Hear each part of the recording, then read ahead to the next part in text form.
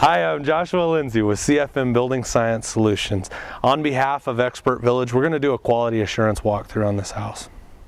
The same thing on this tile that we were talking about over here. Look for that same thing in your floors. I mean, don't be afraid to holler about the fact that one of your tiles, you may come across it and you can feel it sticking up a little higher. These are all pretty flat.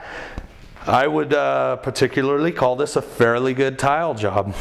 They also have spacers that are going to go between every single one of these tiles. So all of your tiles should be the same distance apart. Whether it's a wider difference or a closer difference doesn't really matter as long as they're all symmetrical, as long as they all stay the same. Also, take time to look on areas like right over here. You can see that the line lines up with the carpet real well. And you can see that on this 45-degree angle right here, your carpet line runs from each corner to corner. In other words, your tile is square.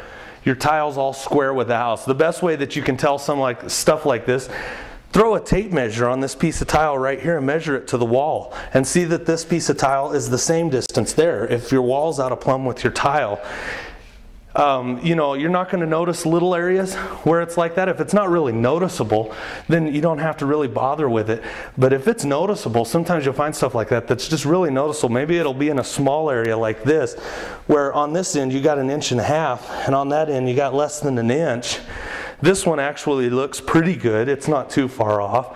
But don't be afraid to pick stuff like that out. When it's crooked like that, pick stuff like that out and let's get it fixed right now in the construction stage.